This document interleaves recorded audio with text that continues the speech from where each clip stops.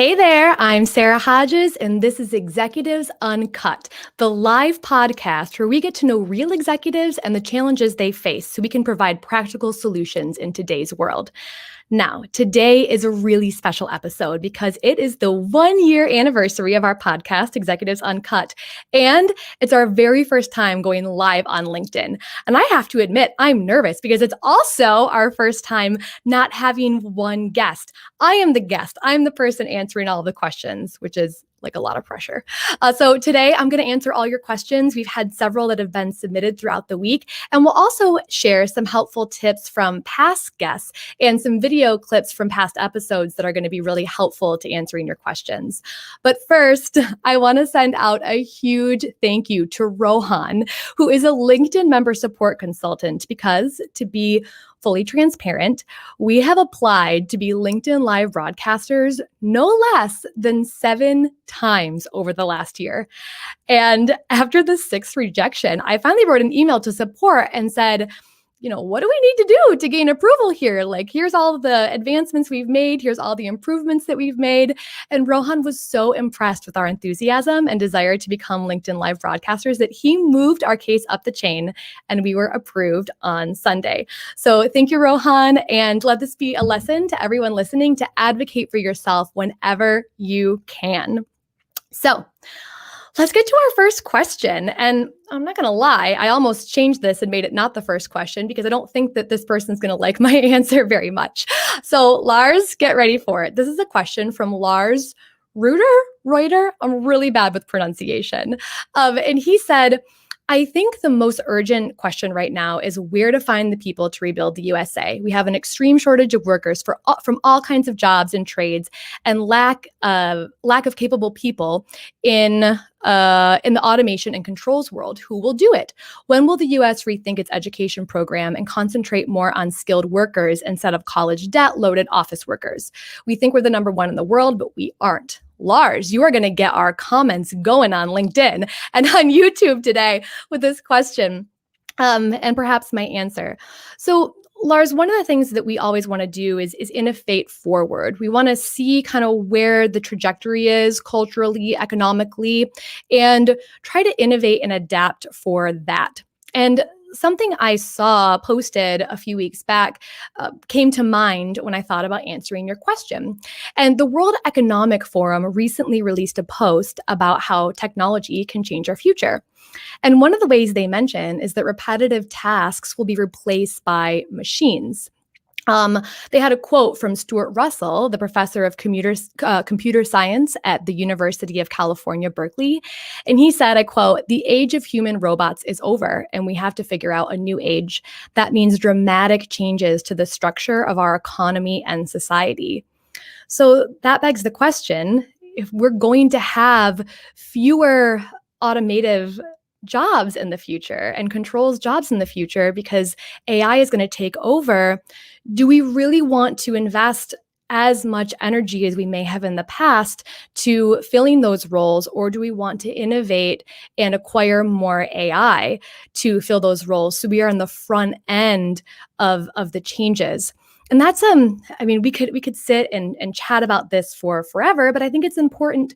It's an important question to ask, and one thing I always recommend to my clients is to prioritize adaptability so that you are on the forefront of these future changes. So maybe in chat afterward, I can punt this question back to you and see what you think about this answer and if it gives you any new insights. All right. So our second question for the day is from, I am going to butcher this one, Moshe Starashevsky. Moshe, please, Moshe? Oh man, I wish you were here. Sorry if I butchered that. But you asked, the obvious question is about bringing people back into the office. We've been lucky that we've been 100% open, but what do companies do? Will it be easier to recruit new employees if work from home is an option? Can companies survive this way with the obvious potential lack of productivity? Moshe, while remote work has definitely been problematic for some companies, it's also opened up a lot of new opportunities for others. In fact, we just had Jim Tenzillo talk about the opportunity that tech solutions have brought to venture capital. You know what? Let's hear from him. Justin, can you roll the clip? what this means for tech is that you can legitimately start a business from anywhere and get access to the best and the brightest. So you're no longer limited to what's in your backyard, which is pretty exciting if you're an executive or a business owner. Yeah, it's kind of like with YouTube. Like anybody can become an entertainer, anybody can become a sensation. You don't have to get the right agent and the right deal. It almost feels like that's what the pandemic has done for business. What do you think about that?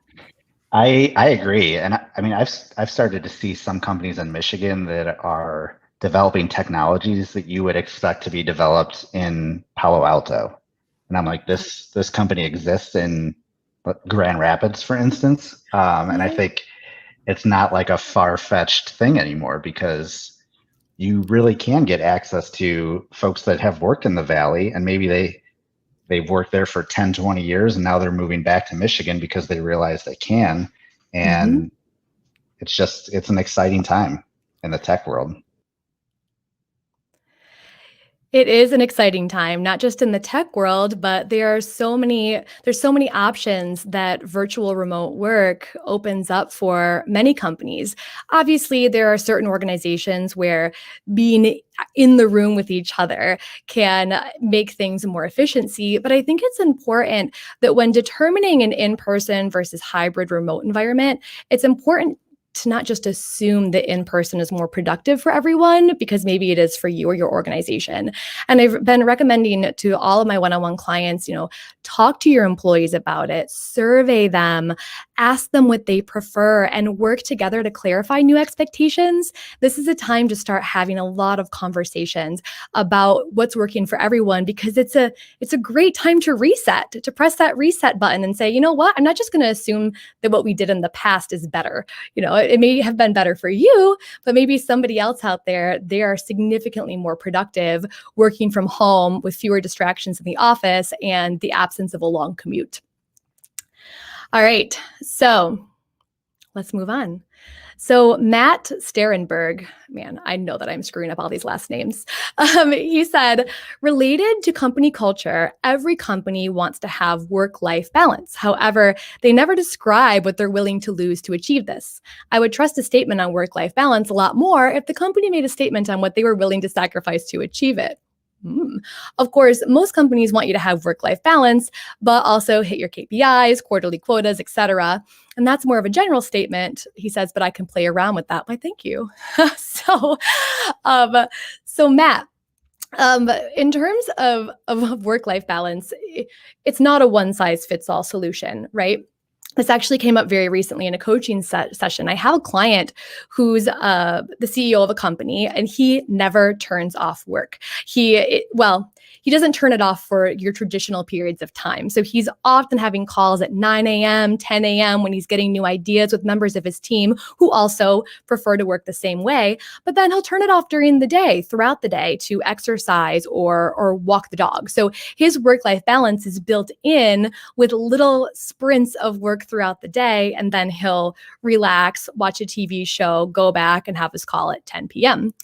However, he wanted to hire a front desk person who would still take his calls at 10 p.m. And we had to coach on the fact that while he has the autonomy to turn it off throughout the day, that the new hire would not be able to turn it off because they're kind of chained to the front desk. So he'd have to manage his expectations. But really to realize that requires, that's why we call it developing conscious leaders, because to recognize those discrepancies and then make accommodations for them requires a much higher level of consciousness within a leader. And it also requires them to really work with employees to help them define what work-life balance means for their particular role. And I hate to say it, people will get mad at me, but even adjust the KPIs to work for the humans instead of vice versa. We have to remember that humans are not robots. So good insight there. All right. Ben, he said, benefits to startups of being in person helps with collaboration between meetings. That is absolutely true, Ben. And I want to just point out, you guys should check out something called Kumo Space.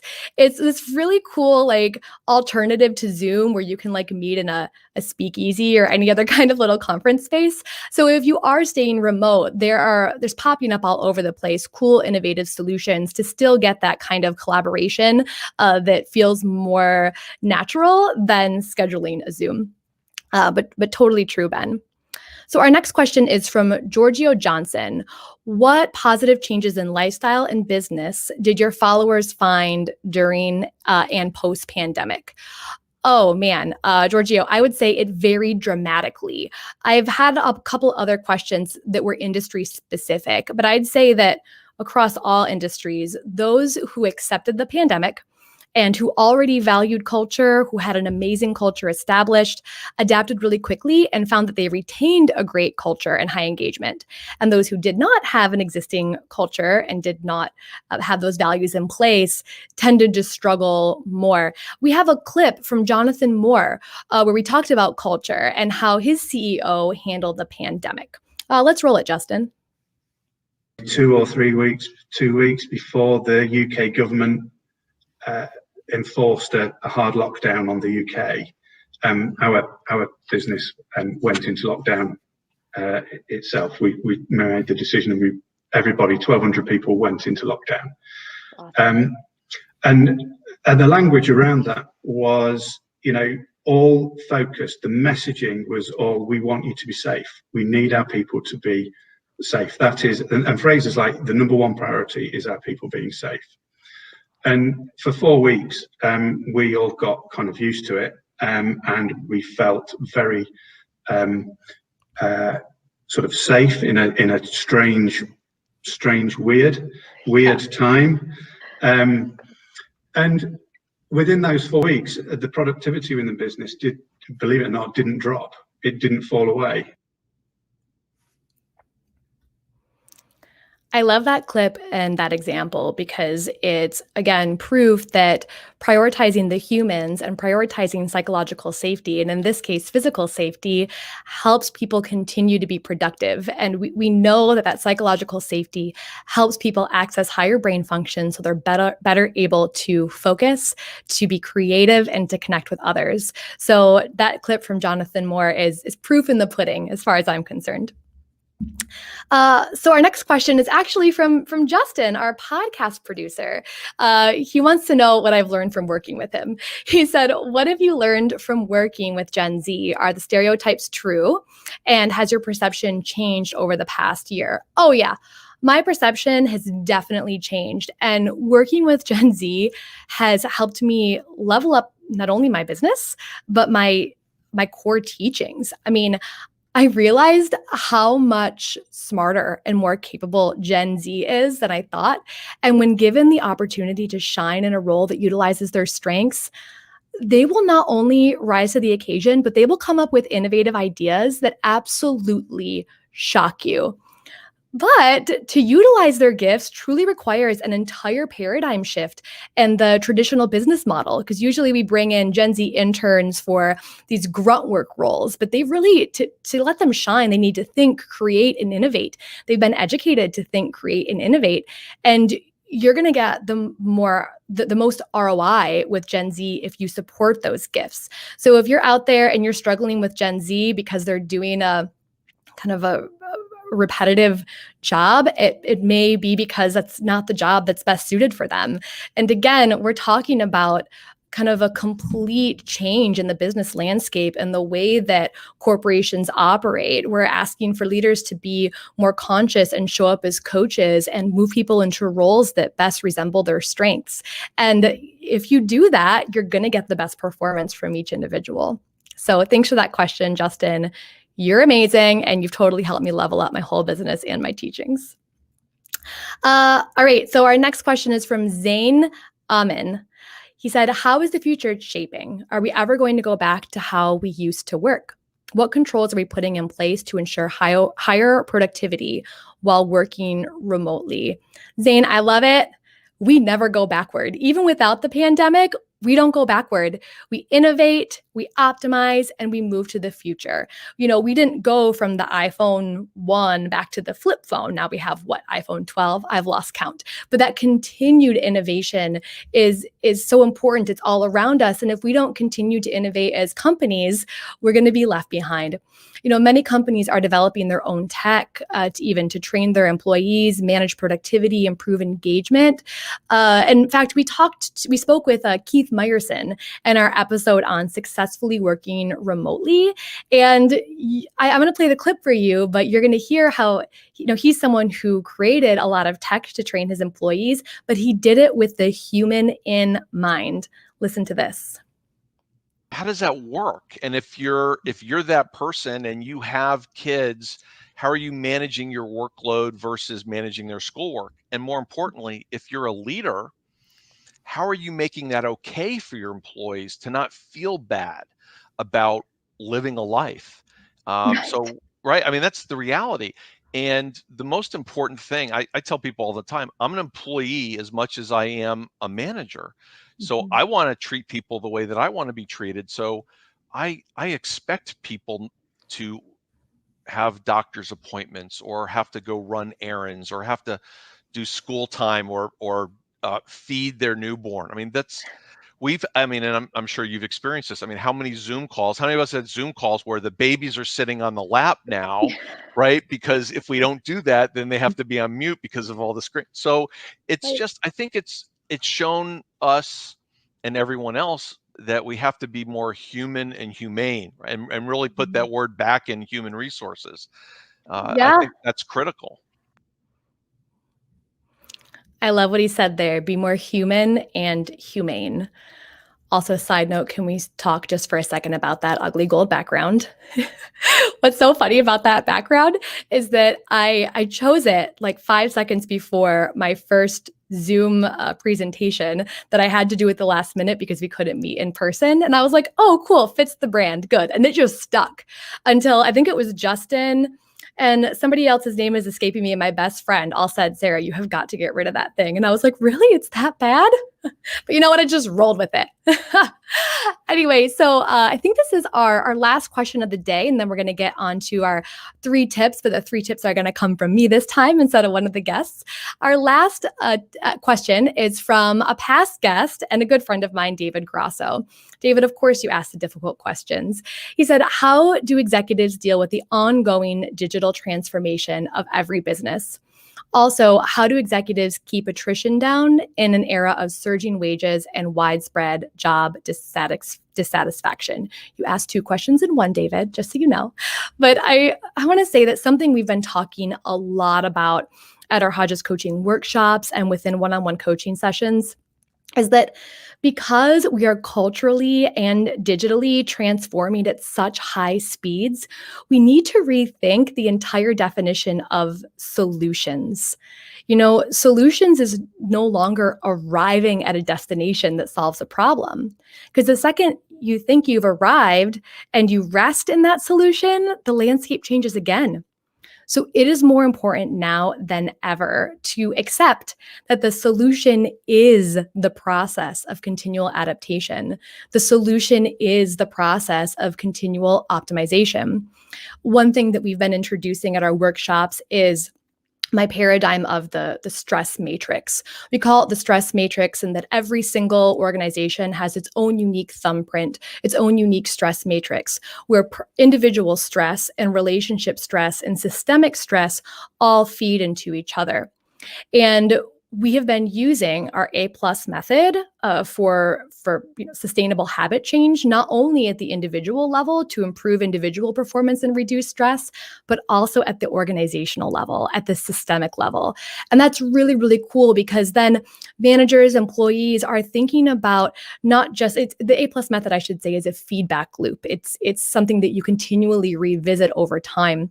And it's a feedback loop that basically reduces stress to increase brain performance, and it's very solutions focused. And so by using that A+ method, not just at the individual level like we have in past one-on-one coaching, but at the systemic level, we are training organizations to continually evolve, to continually adapt, optimize, to solve for big problems, right? To continually solve for big problems that are going to continue to be big problems.